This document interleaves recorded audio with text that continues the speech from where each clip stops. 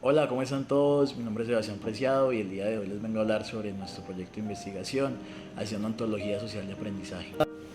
El concepto de qué es la vida cotidiana ha adquirido una especial relevancia y popularidad, incluso se ha llegado a plantear el desarrollar enfoques respecto a la cognición, el pensamiento y el habla, para que sean más cercanos al ámbito social y a los estudios antropológicos de la vida práctica social. Estos últimos estudios nos afirman que la vida cotidiana es el sitio central de procesos socioculturales e históricos que deben ser objeto de estudio. Pero entonces, ¿cómo debemos entender el tema central? Poco analizado de lo cotidiano. Lo cotidiano de verdad tiene significados relacionados. Es una experiencia de vida que es mundana, prosaica, monótona, aburrida, o es aquello que se repite, como la rutina. Todo aquello que no cambia, la ronda ordinaria, esperada y posiblemente ineludible. Eso nos deja saber que a veces se equipara a la cultura, la costumbre y lo común. A veces con la fe y los valores, la experiencia de vida o con el sitio de la praxis, la pragmática y la práctica social.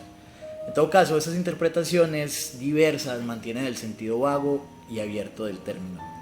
A continuación les vengo a proponer un ejemplo de una visión de lo cotidiano. Esta está implícita en las teorías de aprendizaje que nos hacen mención, explícita la misma. La gran mayoría de las teorías de aprendizaje asumen y se basan en una oposición diametral.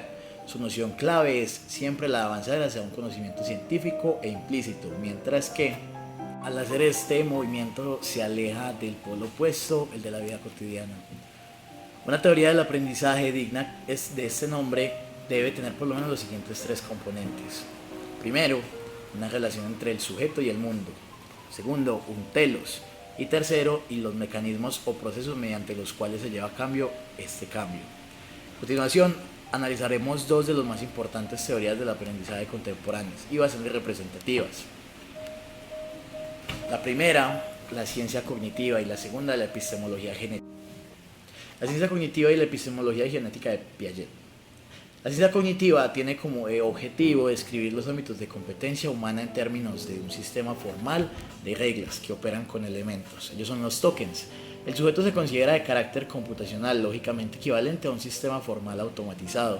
Las reglas de dicho sistema son sintácticas. Esto quiere decir que no requieren interpretación o juicio para su aplicación. Son como las reglas de un juego de ajedrez.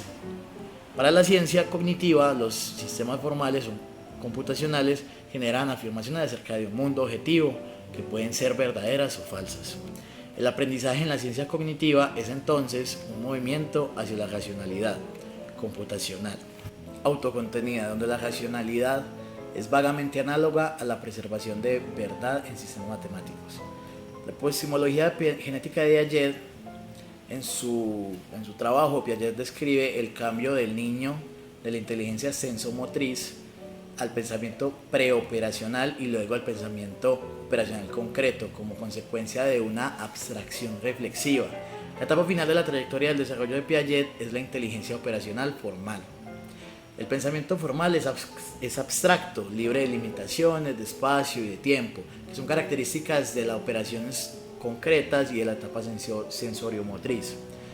Este sujeto es cognitivo y sus aspectos cognitivos y emocionales son secundarios, vistos en el mejor de los casos como subdominios de la inteligencia. Bueno, muchas gracias, eso fue todo por mi parte, espero que les haya gustado mucho, que hayan comprendido un poco más de nuestra investigación.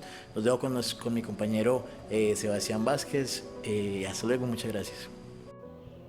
El autor ha resumido todas las falencias de estas dos teorías del aprendizaje en lo que decidió llamar un modelo refinado crudo. Este afirma que para llegar a un conocimiento científico abstracto e ideal, se debe pasar primero este conocimiento debe pasar primero por un proceso de refinamiento. Pero, ¿a qué se refiere con un proceso de refinamiento? Pues llevémoslo un ejemplo.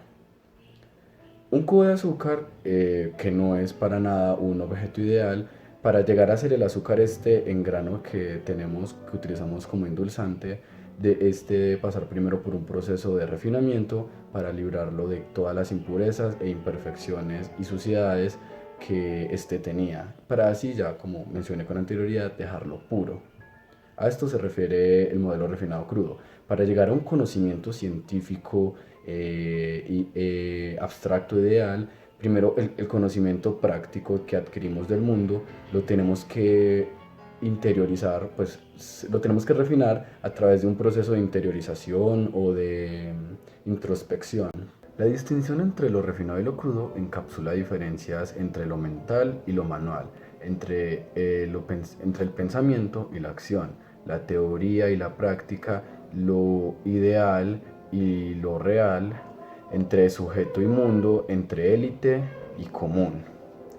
El autor propone que para derrocar la axiología refinado crudo se deben de invertir los valores de la misma dando lugar hacia la creación de un nuevo modelo llamado eh, refinado de alto grado, el cual consiste o tiene pues como planteamiento redireccionar y revalorizar lo cotidiano o lo crudo en este caso como básico, concreto, vital, terrenal y complejo. Para aprender un poco mejor lo de esta axiología de refinado crudo, podemos tomar incluso otro ejemplo. Eh, Como lo he mencionado antes, ahí se comparte un dualismo entre lo refinado y lo crudo. Pero para llegar a ese conocimiento refinado se debe de tomar el conocimiento primero en crudo, que es adquirido por medio de la práctica, de la repetición, digamos, de la observación, y luego a través de un proceso de interiorización se puede llegar a un conocimiento un poco más científico. Teniendo eso un poco claro, podemos incluso llevarlo a ámbitos académicos. Nos podemos enfocar en cómo hay instituciones técnicas que se encargan en formar a los estudiantes simplemente en el hacer, simplemente en la parte técnica, en el desarrollo de X actividades, pero simplemente en ello, solamente en el hacer, dejando de lado el conocimiento abstracto. Mientras que hay otras instituciones que sí se encargan de formar no tanto en lo técnico y en el hacer, sino en ese conocimiento abstracto, porque pues sí les da, pues ese es el objetivo que tienen dichas instituciones.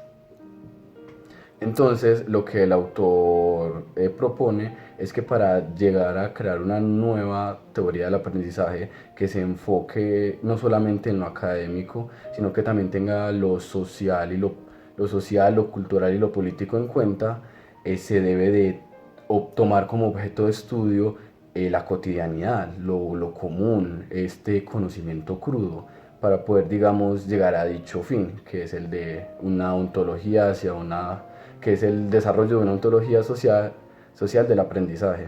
Para concluir, entonces tenemos que los estudiantes cambian en formas que no son únicamente cuantificables en términos de conocimiento o de una nota. No, ellos realmente cambian, se vuelven más responsables, más respetuosos, más puntuales.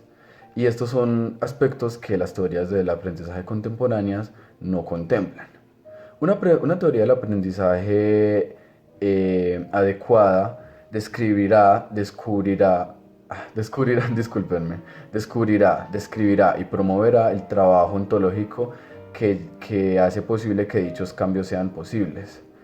Y no se enfocará únicamente primordialmente en el trabajo académico, sino que se enfocará en las relaciones sociales y humanas que hacen que dicho trabajo sea posible.